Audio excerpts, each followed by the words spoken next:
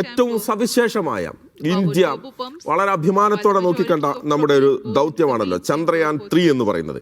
2023 July 14 ചന്ദ്രയാനും വഹിച്ചുകൊണ്ടുള്ള LVMന്റെ ചാന്ദ്ര പദം തേടിയുള്ള ആ യാത്ര വളരെ സക്സസ്ഫുൾ ആയിട്ടുള്ള ഒരു യാത്രയായിരുന്നു. അതിനുശേഷം നമ്മൾ 2025 നവംബർ 2 CMS-03 എന്ന് പറയുന്ന GSAT-7R എന്ന് പറയുന്ന ഒരു ഉപഗ്രഹം, ഏതാണ്ട് അതൊരു 4400 കിലോഗ്രാം ഭാരമുള്ള ഒരു ഉപഗ്രഹമായിരുന്നു. ഇപ്പോഴത് 6000 കിലോ ഭാരമുള്ള ബ്ലൂബേർഡ് എന്ന് പറയുന്ന ഉപഗ്രഹവും വഹിച്ചുള്ള ഒരു യാത്രയാണ്. ബ്ലൂബേർഡിനെ കുറിച്ച് നമുക്കറിയാം. ബ്ലൂബേർഡ് നമുക്ക് നൽകാൻ പോകുന്ന, നമുക്ക് മുന്നിലേക്ക് തുറന്നു തരാൻ പോകുന്ന വലിയ ഒരു അനന്ത സാധ്യതകളാണ്. ഇപ്പോൾ നമ്മൾ മൊബൈൽ ഫോണിൽ 3G 4G 5G ഒക്കെ നമുക്ക് മൊബൈൽ ഫോണിൽ നമുക്ക് കിട്ടാറുണ്ട്, വലിയ പ്രയാസമില്ലാതെ കിട്ടാറുണ്ട്. പക്ഷേ ഈ റൂമിനുള്ളിലേക്കോ അല്ലെങ്കിൽ കാടിനുള്ളിലേക്കോ ഒക്കെ പോയാൽ, അല്ലെങ്കിൽ മരുഭൂമിയിലൊന്ന് യാത്ര ചെയ്താൽ, മറ്റിടങ്ങളിൽ യാത്ര ചെയ്താൽ, മൊബൈൽ ഫോൺ റേഞ്ച് ഇല്ലാത്ത സ്ഥലത്തെത്തിയാൽ നമ്മൾ പെട്ടുപോകുന്ന ഒരു സാഹചര്യമുണ്ട്. അതിനൊക്കെ ഒരു മാറ്റം കൊണ്ടുവരിക, ഭൂമിക്ക് മുകളിൽ ഒരു പന്തല് പോലെ ഇന്റർനെറ്റിന്റെ സാധ്യതകളെ വിന്യസിക്കുക എന്നുള്ളത് തന്നെയാണ് ബ്ലൂബേർഡിന്റെ ഒരു ദൗത്യം. അവരുടെ ലക്ഷ്യം അതാണ്. അതിനുവേണ്ടിയാണ് അവര് ബ്ലൂബേർഡ് ആദ്യ ശ്രേണിയിൽപ്പെട്ടിരിക്കുന്ന 5 ഉപഗ്രഹങ്ങൾ അയച്ചു. 2ാം ബ്ലോക്കിൽപ്പെട്ടിരിക്കുന്ന ആദ്യത്തെ ഉപഗ്രഹമാണ്. അപ്പൊ എന്തുകൊണ്ട് ഇന്ത്യയിലേക്ക് അവർ വന്നു എന്നുള്ളത് ഒരു വലിയ സന്തോഷം നൽകുന്ന കാര്യമാണ്. കാരണം അത്ര കൃത്യതയോടെ ഇന്ത്യയുടെ റോക്കറ്റുകൾ കൃത്യമായി ഉപഗ്രഹങ്ങളെ ഭ്രമണപാതയിൽ എത്തിക്കുന്നു എന്നുള്ളത് കൊണ്ട് തന്നെയാണ്. എന്തായാലും നമുക്ക് കുറച്ചു നേരം അവിടുത്തെ ഒരു കമാൻഡുകൾ എന്താണ്, അവിടെ നിന്നുള്ള നിർദ്ദേശങ്ങൾ എന്തൊക്കെയാണെന്ന് നമുക്കൊന്ന് കേൾക്കാം. 4G तथा 5G जैसी सुविधाओं को सीधे अंतरिक्ष से मोबाइल तक पहुंचाने में सक्षम होंगे और वर्तमान में यह ब्लूबर्ड ब्लॉक 2 एक बड़े नक्षत्र के बेड़े में शामिल होने जा रहा है. The Bluebird Block 2 communication satellite developed by AST Space Mobile of USA is the heaviest payload the LVM-3 rocket has so far carried. Yes, adana.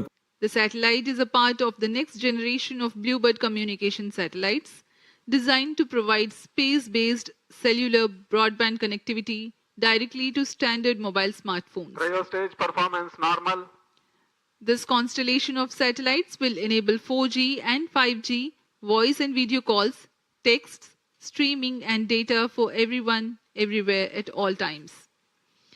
It features a 223 square meter phased array, making it the largest commercial communication satellite ever deployed in low Earth orbit. എന്തായാലും വിക്ഷേപണം വളരെ വിജയകരമായിരുന്നു എന്ന് തന്നെ പറയാം. അമേരിക്കയുടെ Bluebird block 2 എന്ന ഉപഗ്രഹത്തെ നമ്മൾ വിക്ഷേപിച്ചിരിക്കുകയാണ്. അത് ഏറെക്കുറെ അവിടെ പോയിന്റിലെത്തണം, വിക്ഷേപണ പോയിന്റിൽ എത്തേണ്ടതുണ്ട്. എന്തായാലും ഈ ഇന്റർനെറ്റ് ലോകത്ത് അനന്ത സാധ്യതകൾ തുറന്നിടുകയാണ് ബ്ലൂബേർഡ് എന്ന് തന്നെയാണ് നമുക്ക് മനസ്സിലാക്കാൻ കഴിയുന്നത്. പലയിടത്തും ഇപ്പോൾ മഹേഷ് പറഞ്ഞതുപോലെ തന്നെ റേഞ്ച് പ്രശ്നമൊക്കെ ഉള്ളിടത്ത് ചെന്ന് കഴിഞ്ഞാൽ നമുക്ക് ഇന്റർനെറ്റ് കിട്ടാത്ത ഒരു സാഹചര്യം ഉണ്ടാകാറുണ്ട്. അപ്പോൾ അതിലെല്ലാം ഇതോടുകൂടി അവസാനമാകും എന്ന് തന്നെയാണ് നമ്മൾ കരുതുന്നത്.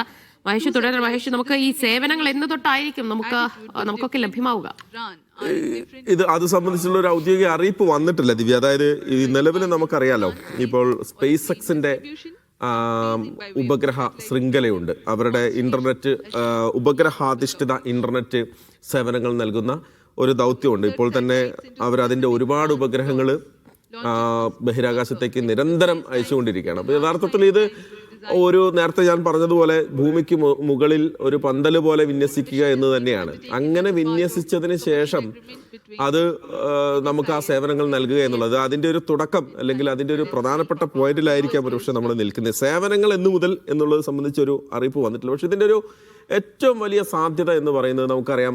ഇപ്പോൾ സൈഫു ദിവ്യ, നമ്മളിപ്പോൾ ഈ ഓഫീസിനകത്ത് ഏതെങ്കിലും ഒരു പ്രത്യേക മുറിയിലേക്കോ അങ്ങോട്ടോ ഇങ്ങോട്ടോ കടന്നാൽ പോലും നമുക്ക് മൊബൈൽ റേഞ്ച് കട്ടാവുന്ന ഒരു പ്രശ്നമുണ്ട്.